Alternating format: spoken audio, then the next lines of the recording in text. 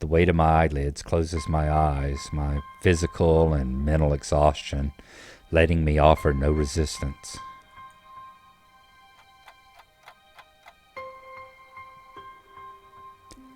Unintelligible mumbling from ahead of the bed stirs me out of my sleep. With my eyes still closed, I can focus and make out someone, presumably a nurse, bidding farewell to a doctor. As I open my eyes, I notice the door closing in my peripheral vision. The doctor stands reading some notes off a clipboard held in his hand, carefully looking over the pages. After consulting his obviously very important documents, he looks up and notices my gaze. It's now that I notice something slightly odd about his expression and general disposition, but I can't quite put my finger on it. "Ah, I see you're awake, Mr. Nakai." His quick glance to my bed end to verify my name shows that his documents obviously didn't have it written on them. "I must admit this is a bit unfortunate. Your parents visited just earlier while you were asleep. I could notify them you're awake now if you'd like." Thanks, I say. That would be good." I give a somewhat dazed reply, most likely the one he'd expect, before really thinking about what I'm saying. "Not a problem," he says. "If you have any questions you'd like to ask, I'll be happy to answer them. That is, unless you prefer to rest. The anesthetic's still going to be affecting you a bit, I'm afraid." The anesthetic. Of course. That's why I felt so strange the first time I woke up. I slowly shake my head, not wanting to dislodge any pipes or cause myself any more discomfort than necessary. The doctor politely puts down his clipboard in response. "I guess my main question is, what exactly happened?" "To put it simply," he answers, "you unfortunately had another heart attack. While not as severe as your first, you were very lucky it occurred so close to a hospital. After being stabilized, you were taken to the operating room. What followed was keyhole surgery in order to insert a temporary pacemaker. All in all, the incident happened 2 days ago, with emergency treatment being carried out very soon afterwards. Since then, we've kept you under close observation while you were asleep." "Will I be all right? Are there any lasting problems?" "Compared to the procedure carried out for your first heart attack, this was relatively minor," he answers. "While you will have to undergo surgery once more in a few days' time to remove the pacemaker, assuming there are no complications, there should be no lasting implications."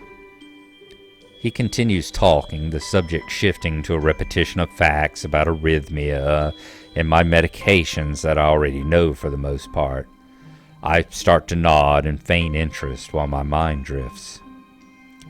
I begin to think about how perfectly hung the inoffensive painting hanging on the wall behind his shoulder is, and how neat and sterile the surroundings are, even including the doctor himself.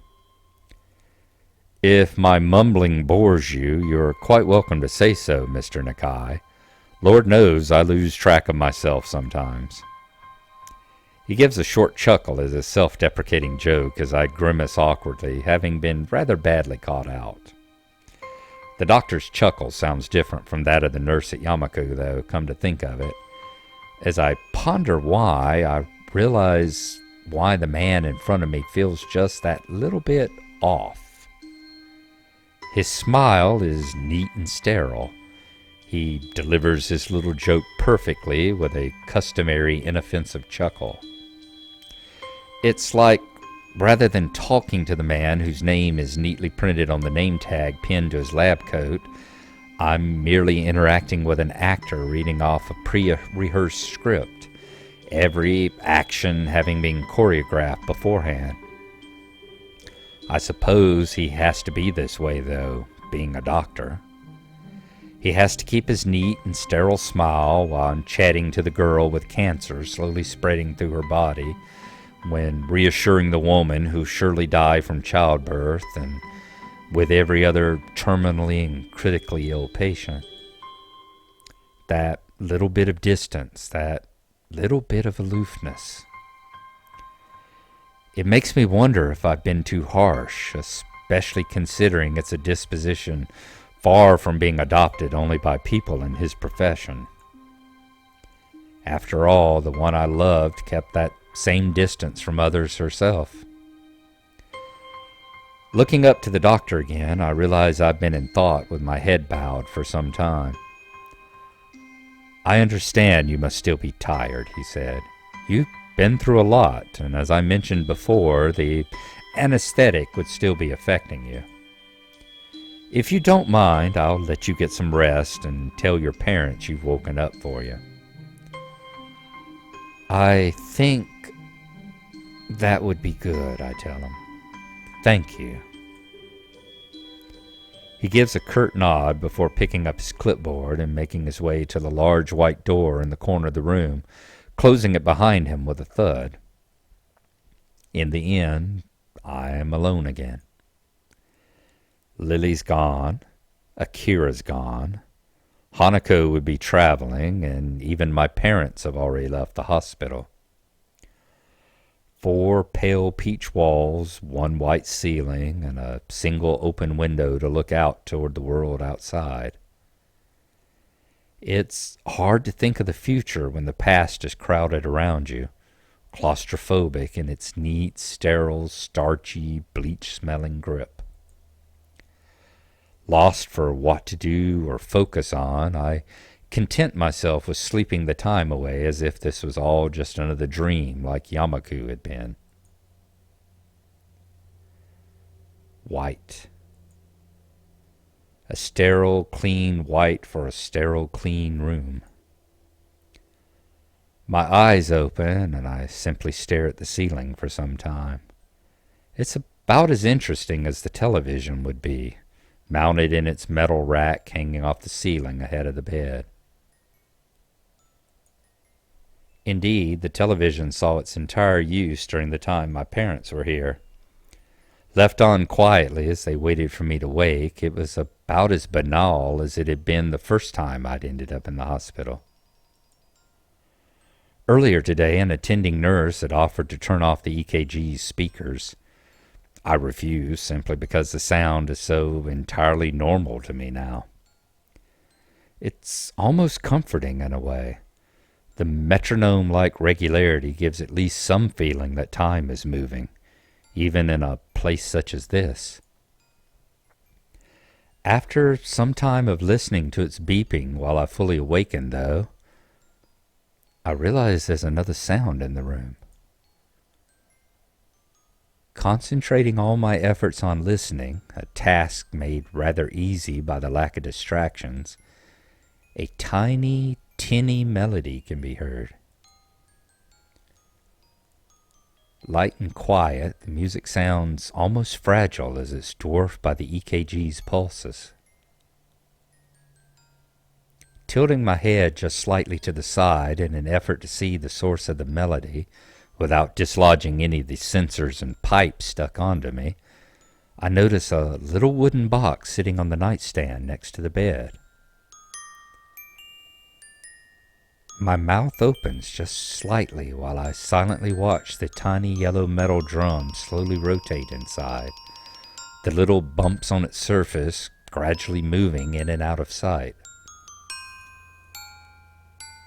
This music box, it's the one I gave. The creaking of the door breaks me out of my reverie, my head and heart remaining still as my eyes turn to see who comes through.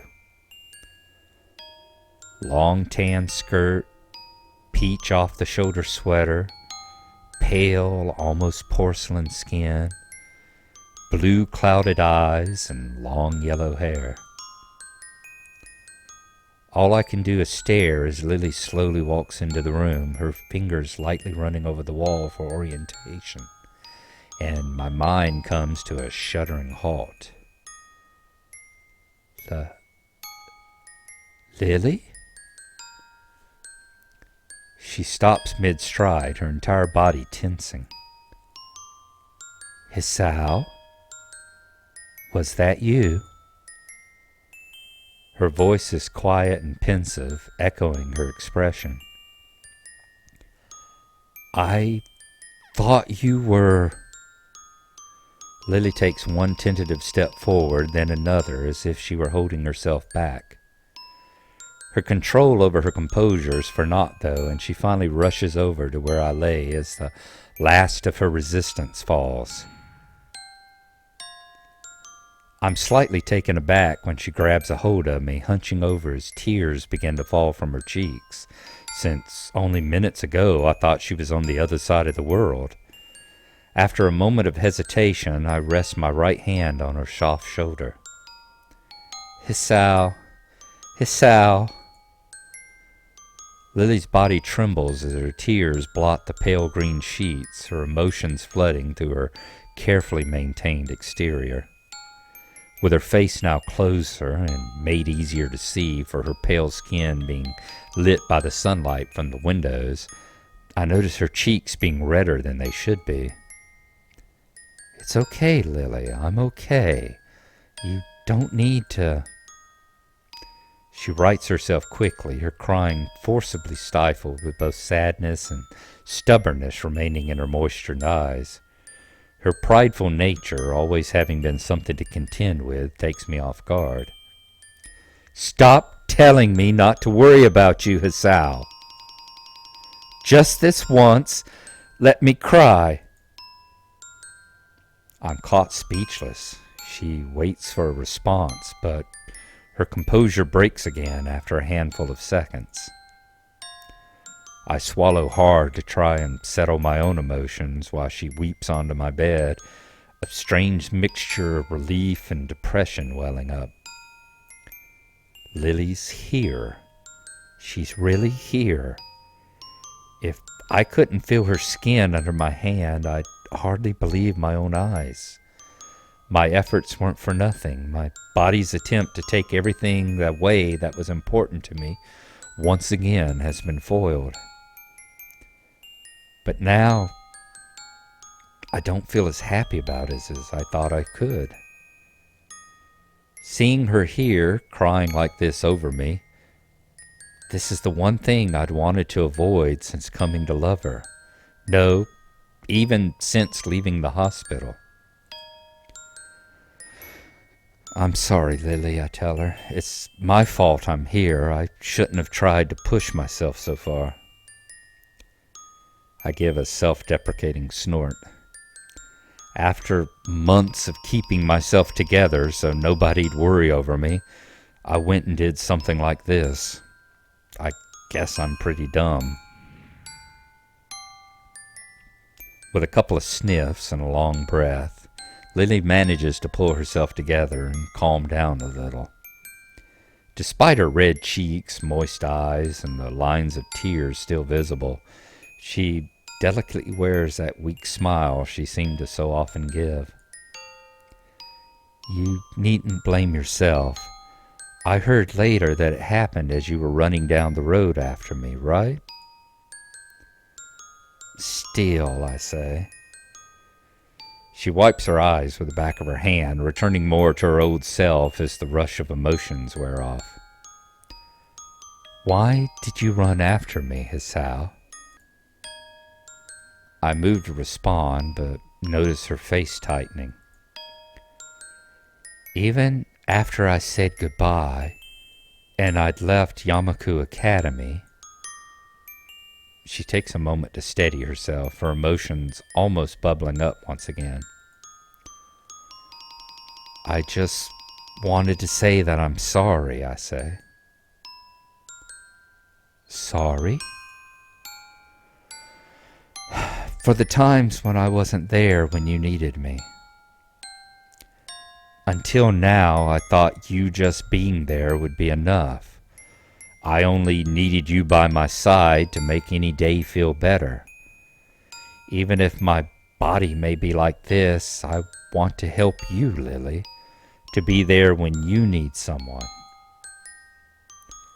But you always were there, Hisao. Why did you want to go to Scotland, Lilly? Why? I told you before, because Akira was going and because of my family's summons to their home. Why didn't you say that you wanted to go? I asked her.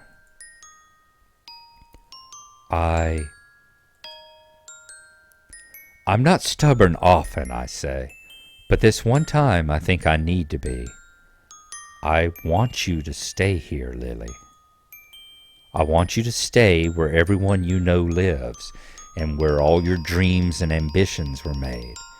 If you choose to stay, I'll never leave your side. I won't let you lose another person.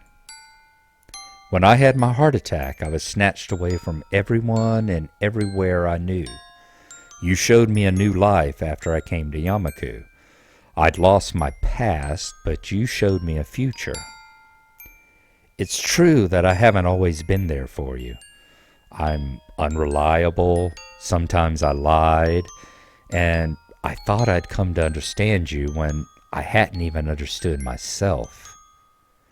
Be that as it may, I want to give you a future as well. I want to be there for you to share both your burdens and your happiness, just like I promised back in Hokkaido. I want you to trust me. I know I had problems coming to put my trust in you after losing so many people I'd known after my heart attack, but that's how I know that being unable to trust others can feel awful. That's why I can't watch you just throw everything away like this. I never want you to go through what I did. I would do anything to stop that. You can be quite steadfast when you want to be, can't you? As I said, it isn't often, I tell her. My weak smile drops, though, as the IV in my arm digs in a little. It's a harsh reminder of my tether to my condition. Lily's face tenses as I let out a small gasp of pain, immediately making me wish I'd stifled it better. All I can do is sigh in defeat. I tried to not let anyone worry over me for the entire time since I left the hospital, but I can't even stop the one person I love most from crying over me. Even if I might finally be able to put my feelings into words, I feel pretty useless with a body like this. Every time I tried to reach toward something, it was just snatched away, and even now things only turned out for the better due to luck. I guess it's something else I should apologize for. All I can ever do is make you worry. Even now, there's very little chance I'll live anywhere near a full life. The feeling of Lily's warm, soft hand moving over my left cheek makes me lift my head up, her smile gentle and warm as she touches me. I think that is something very natural for you to say.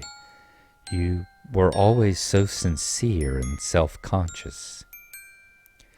You were also reserved and mild-mannered and patient to a fault with Hanako, yet curious about everything and everyone.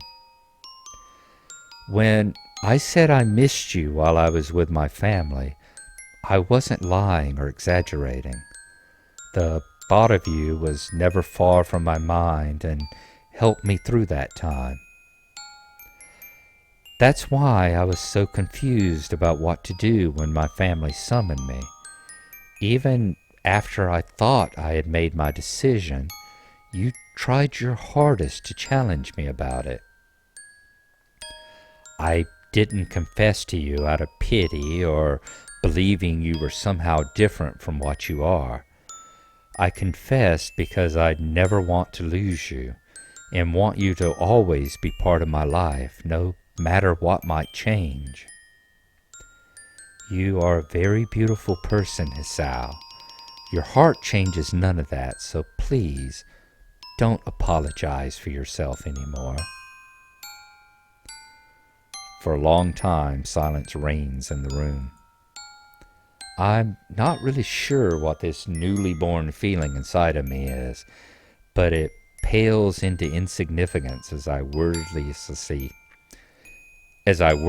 gaze at Lily's smiling face, warm and gentle as it's always been. It's only as her thumb crosses my cheek, wiping away a single drop of moisture, that I realize this is all I've ever wanted. For what feels like the first time, I give an earnest, wide smile. As Lily feels it against her palm, she returns the gesture. More time passes before either of us says a word, neither of us needing speech to communicate our feelings to each other. I know I can't promise you that I'll always be around, I tell her, or that we'll be together forever. With some difficulty, I slowly lift my hand, placing it on her pale shoulder. But I think I can at least take you to next year's Tanabata festival to make up for making you miss this year's. Lily's expression is one of surprise, though I can't say I blame her. You remembered that? I've got a pretty good memory, I tell her. Sometimes. She raises her head a little and takes her hand from my cheek, giving a small, amused giggle. I smile absent-mindedly at how earnest it is, almost girlish in its lightness. Still smiling warmly, she collects herself and stands upright with my hand resting on my chest. It feels like I'm seeing her for the first time. The sun from the window glowing behind her just as it did when I first walked into that room where she was drinking tea. Very well then. Shall we make it a promise between the both of us to go to next year's Tanabata together? Even if she can't see me doing so, I nod approvingly. I promise, I tell her. I promise, she says.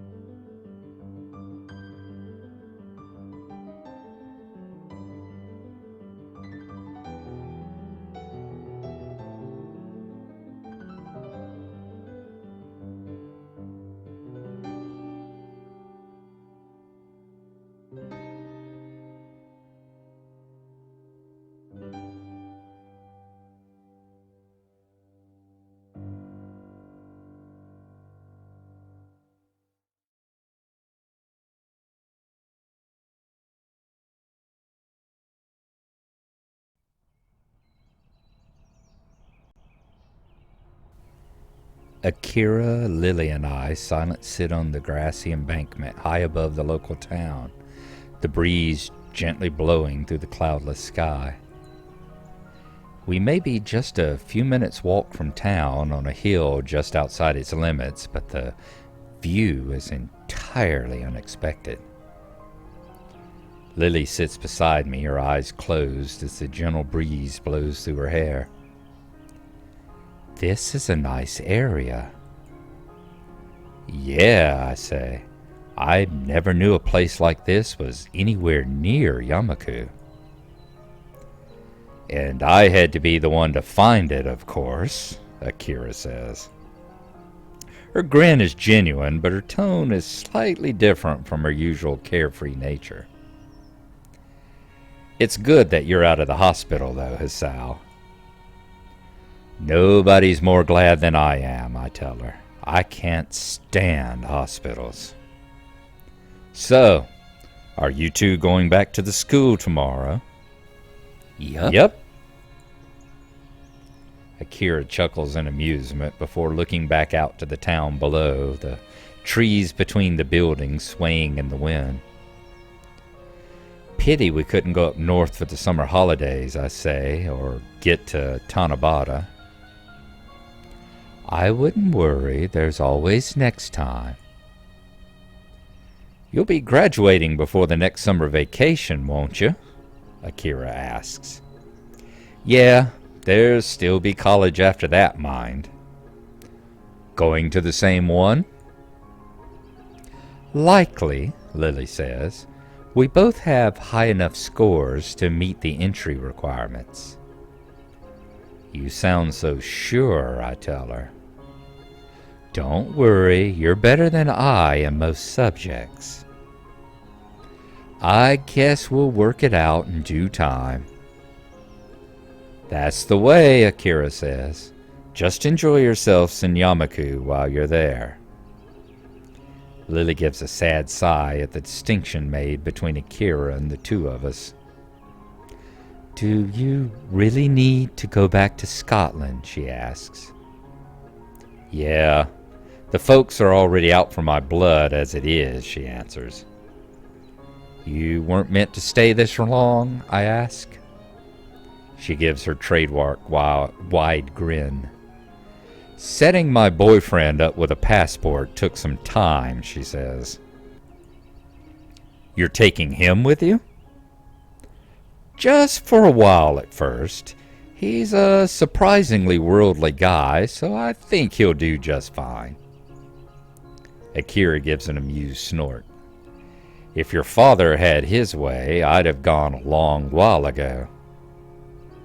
I just couldn't pass up an excuse to stay with my favorite little sister a little while longer, though.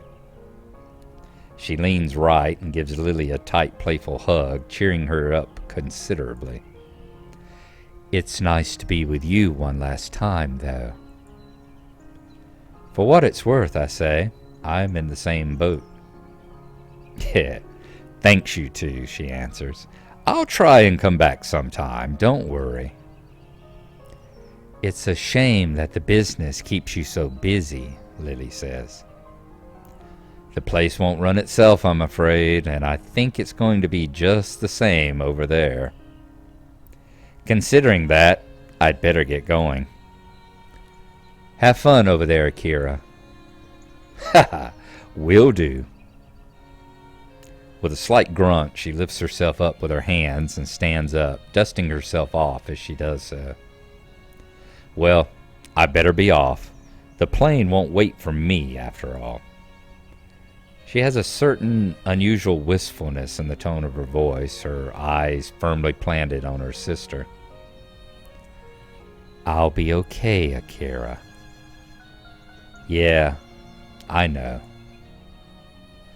Come now, it isn't that bad. You'll be able to see us again soon.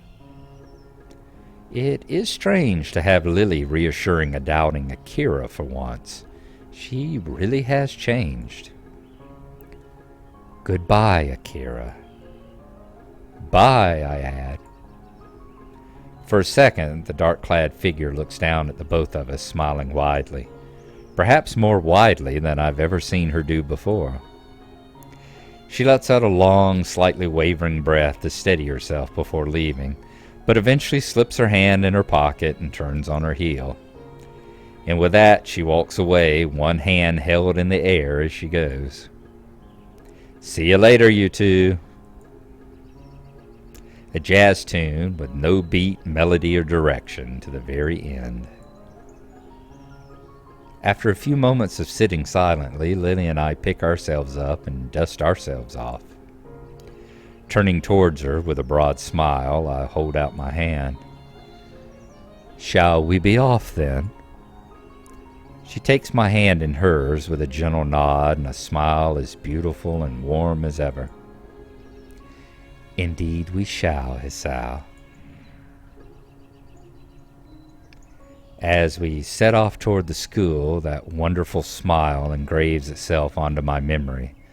That wonderful smile that we both share. Our pasts may be scattered and at times overshadowed by sadness, but they're also an irrevocable part of our lives and personalities. Even if I could change a single thing, I wouldn't, because my past was what led me here. That's why, even with all that's happened to us before and all that may well befall us, together we'll keep walking forwards. Forwards toward the future. Our future.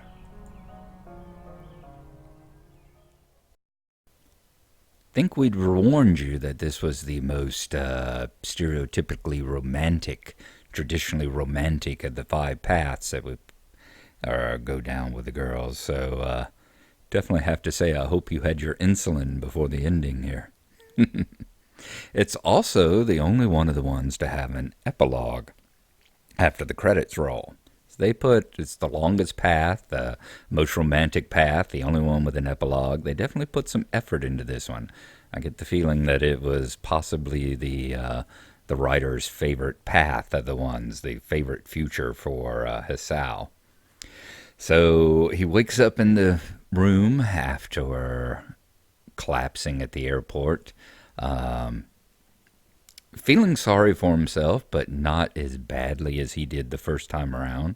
Seems like his time at Yamaku and all has given him some insight and some empathy with other people. He even manages to have some empathy for the doctors and not feel that they are as shallow and hollow as they were. He realizes that that's just their way of putting a little bit of distance, protecting themselves, and putting some distance in there whenever they have to talk to patients about situations that are not the best in the world, that they can't get drawn into every patient's issues on a personal basis because it would destroy them.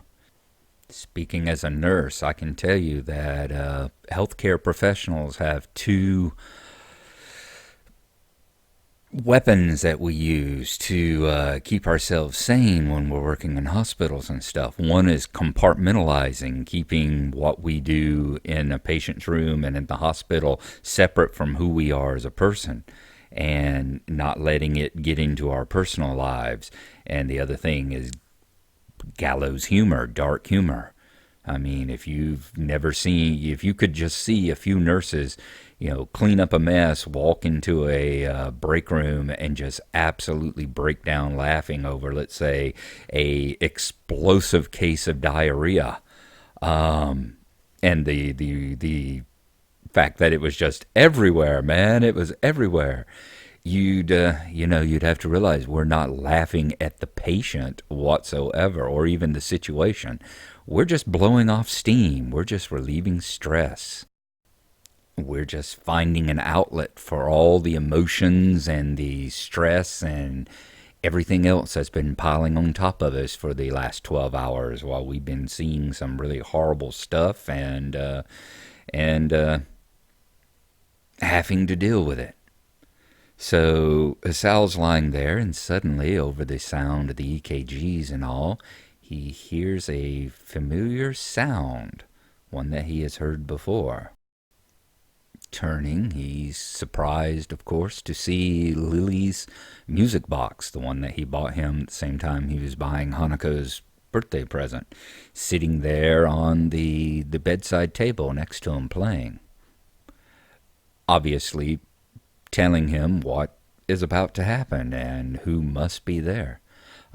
I am a little bit surprised here that they don't mention that, it's the same tune that Lilly was humming that time. If you remember, after his collapse, when they were having sex and he collapsed, that she sat there holding him, and he says she hummed a familiar little tune that he couldn't quite place, but he knew he'd heard before.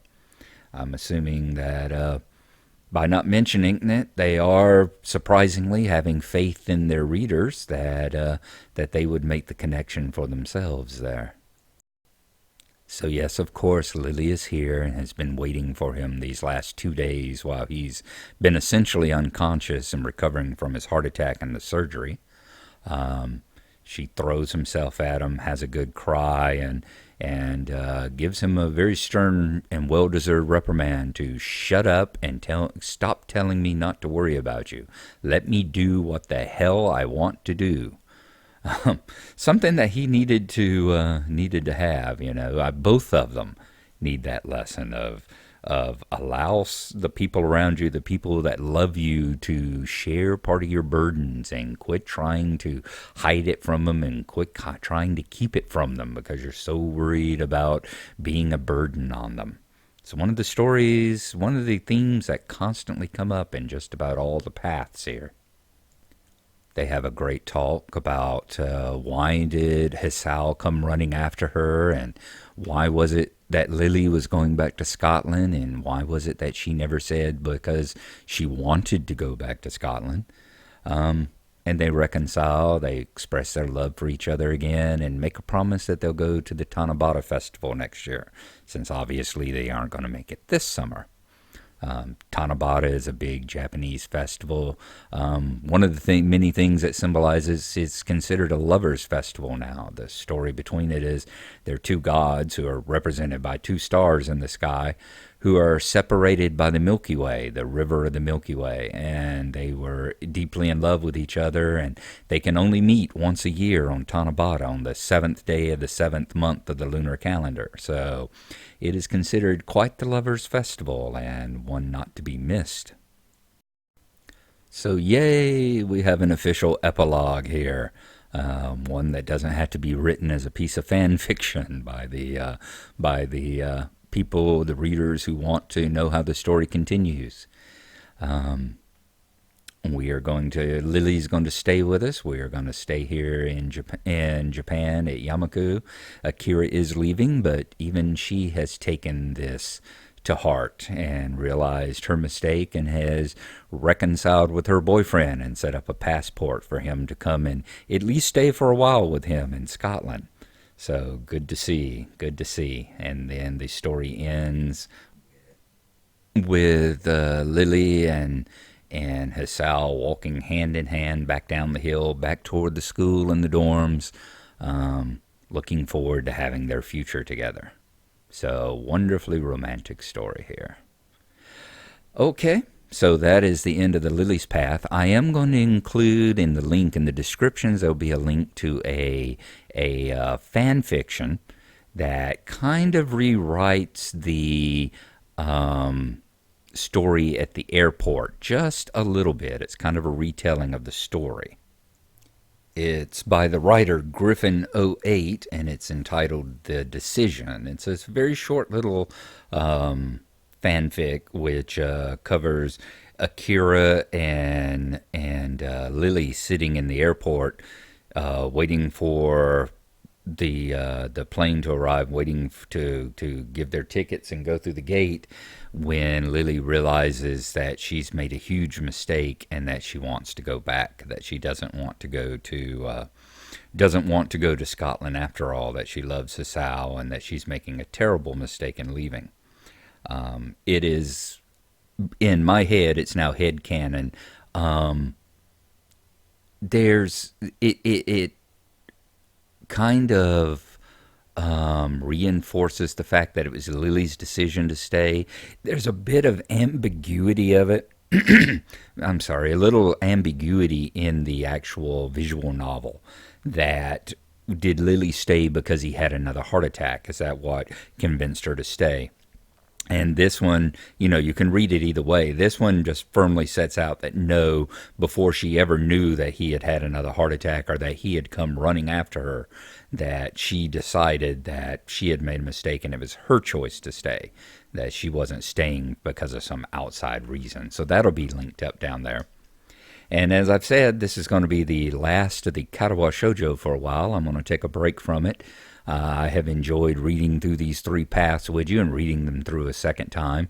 The further I get away from it, the more emotional I get with them again, and the more they surprise me again, because it's been several months since I've read them, and I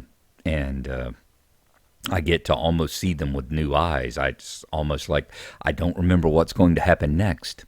The next two are the most difficult ones, Rin and Shizune, the most difficult ones for me. One, because Rin is just a very difficult path. It's a very emotional path. It's a very confusing path. It's a very dramatic path. And having gone to art school and known a lot of people much like her, not from a disability standpoint, but from a standpoint of the attitudes and the general let's say, ability to lose yourself in your work, hers hits a little bit close to home. And then you have Shizune's path, which, truth be told, is not most people's favorite path. Just because it's not the most emotional path, it's not the most romantic path due to just Shizune's general nature. And so it's one that just takes a bit of telling. It's a little bit more dry, shall we say. But there you go. We will be taking a break. Thank you for coming along with me on the three paths that we have read so far. And we will see you when we start this up again. Bye-bye.